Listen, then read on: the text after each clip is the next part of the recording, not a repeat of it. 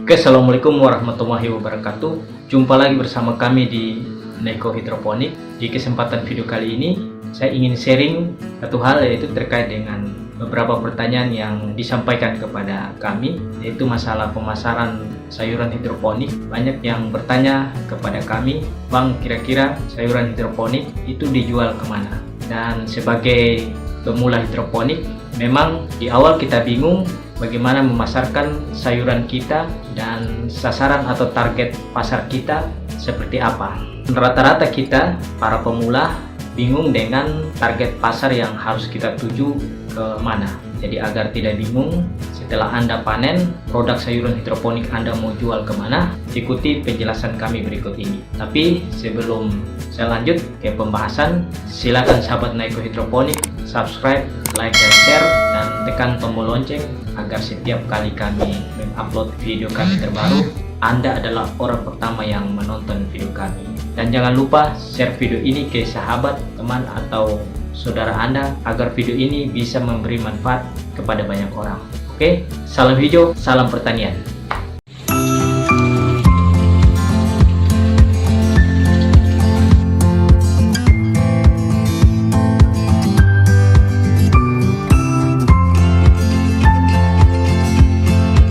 Nah, sebelum Anda memasarkan produk, terlebih dahulu perlu Anda pelajari dulu keunggulan daripada sayuran hidroponik.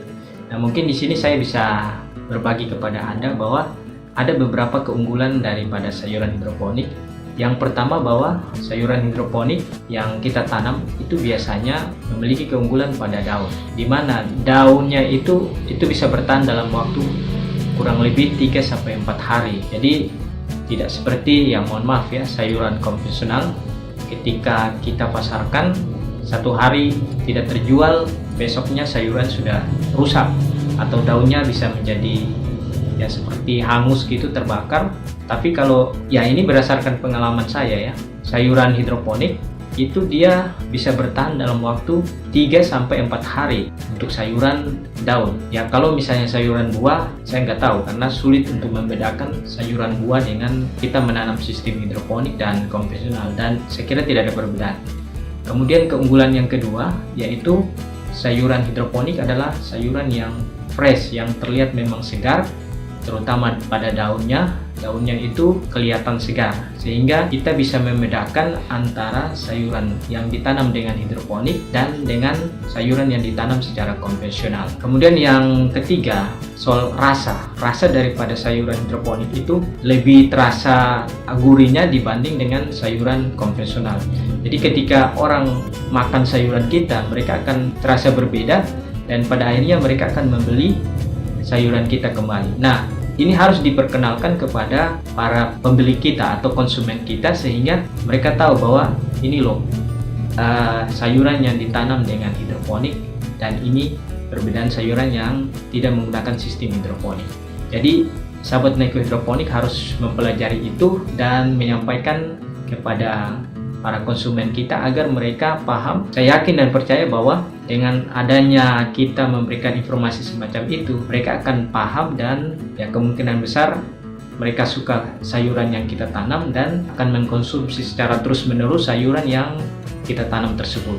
Nah, untuk tahu target market kita seperti apa, ikuti penjelasan saya berikut ini. Oke sahabat Neko Hidroponik, di awal saya memulai berhidroponik, memang saya juga bingung mau dipasarkan kemana setelah memanen hasil sayuran saya. Dan di sini saya tidak memiliki pengalaman bagaimana memasarkan produk atau sayuran hidroponik, karena terus terang aja, produk atau sayuran hidroponik kita tidak bisa jual dengan harga yang atau harganya sama dengan sayuran konvensional, karena saat kita menanam berkebun hidroponik, kita mengeluarkan modal yang cukup besar untuk menanam hidroponik. Nah, waktu itu saya setelah memanen hasil sayuran saya berpikirnya saya pasarkan ke pasar tradisional, dan itu saya lakukan. Pada saat itu saya membawa sayur saya ke salah satu pelanggan saya, kemudian istilahnya menitip ke pasar tradisional tersebut dengan catatan ketika sayurnya laku baru saya mengambil uangnya, dan itu saya lakukan. Tetapi ini pengalaman yang saya bagi ke sahabat Naiko Hidroponik. Di sini kita mengalami satu kendala di mana sayur yang saya pasarkan di pasar tradisional itu yang mau dibilang agak lambat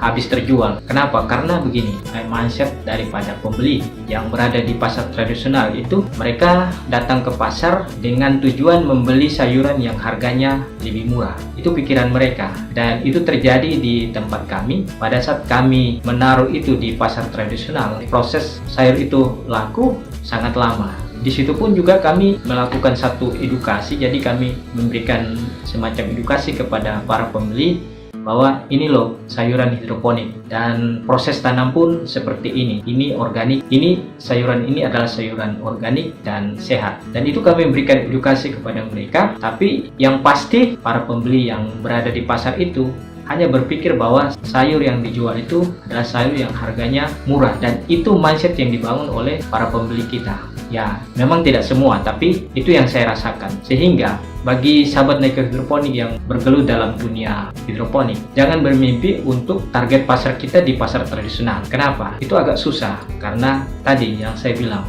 pembeli itu datang ke pasar tradisional dengan tujuan membeli sayur dengan harga yang murah, atau mereka lebih memilih ke sayuran konvensional dibanding sayuran hidroponik. Dan itu saya kemas juga dalam bentuk kemasan yang rapi dan bagus, dan bahkan saya gunakan merek juga. Dan memang target kita bukan untuk pasar tradisional.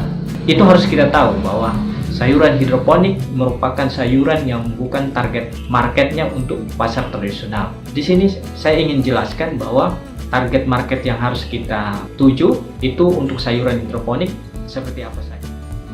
Untuk target market yang pertama yaitu mengawali panen perdana ya. Yang saya lakukan adalah saya menawarkan ke keluarga dulu. Jadi saya tawarkan ke keluarga, kemudian saya tawarkan juga ke tetangga-tetangga. Nah, mungkin itu yang bisa kita lakukan sambil kita mempelajari pasar kita seperti apa dan jenis-jenis sayur yang laku itu seperti apa. Jadi kita pelajari jenis sayur yang banyak dibeli oleh orang, dan kemudian kira-kira target kita ke siapa saja. Kita harus tahu bahwa ketika kita menjual ke keluarga, tetangga, kita tidak bisa samakan dengan menjual ke tempat lain. Mungkin volume atau jumlahnya lebih banyak. Jadi waktu itu saya jual hampir sama dengan sayuran konvensional, jadi volumenya atau jumlahnya itu hampir sama. Jadi saya tidak bedakan dengan harga segini sama dengan mereka membeli sayuran konvensional. Nah, tapi di sini ada satu kelebihan ketika kita menjual ke saudara atau tetangga. Biasanya pada saat mereka membeli itu mereka akan ulang lagi untuk membeli, karena apalagi kita sudah mengetahui bahwa kualitas daripada sayur hidroponik itu sangat baik, dan memang sayuran hidroponik itu rasanya berbeda dengan sayuran konvensional. Target kita yang kedua yaitu kalau misalnya kita punya sayuran produksinya sudah banyak atau volume hasil panennya sudah cukup banyak, ya kita mulai bisa menawarkan ke, misalnya di daerah teman-teman ada supermarket. Nah, kita bisa tawarkan ke supermarket. Nah, sebenarnya menawarkan ke supermarket ini ada cara dan strateginya yang itu kami lakukan. Yang pertama adalah kami memberikan sampel ke supermarket, yaitu dengan kami mengemas, kemudian kami membuat mereknya. Setelah itu kami berikan sampel ke mereka, bahkan dengan catatan kami mencoba untuk menitip sayur kita di supermarket. Mungkin itu yang bisa kita lakukan. Kita titip, kalau terjual habis baru diambil uangnya gitu. Kemudian target market kita yang ketiga yaitu bisa di restoran-restoran yang memang mereka membutuhkan sayuran hidroponik. Nah, salah satu yang bisa kita lakukan adalah dengan menjual selada.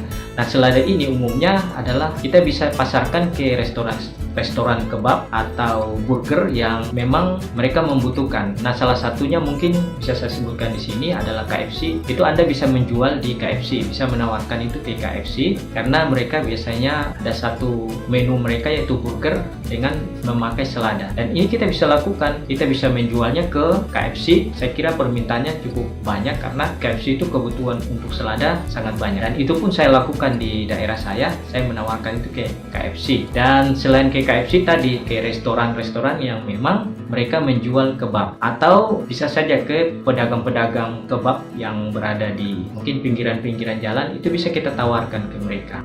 Kemudian satu lagi target market yang bisa kita tuju yaitu rumah sakit. Nah, di sini saya pernah ditawarin untuk mensuplai sayuran di rumah sakit. Namun karena volume produksi saya masih sangat kecil, sehingga saya pada saat itu saya belum memberanikan diri untuk masuk ke rumah sakit. Karena rumah sakit itu kebutuhannya sangat banyak dan harus setiap hari.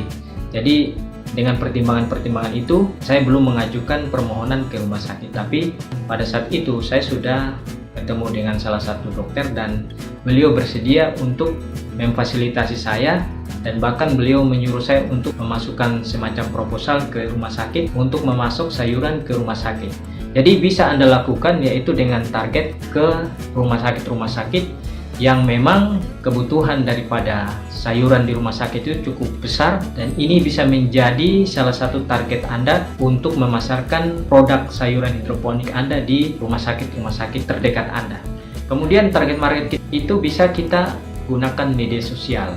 Jadi media sosial ini memang sangat penting untuk kita buat ya, untuk di samping untuk kita mempromosikan merek kita juga menjual produk kita. Karena dengan membuat media sosial, orang banyak akan mengetahui bahwa usaha kita apa gitu, sehingga mereka bisa membeli. Dan buatlah satu media sosial yang bisa atau sesuai dengan usaha yang kita berharap kita bisa memanfaatkan media sosial sebagai salah satu promosi kita. Jadi jangan lupa bahwa membuat media sosial.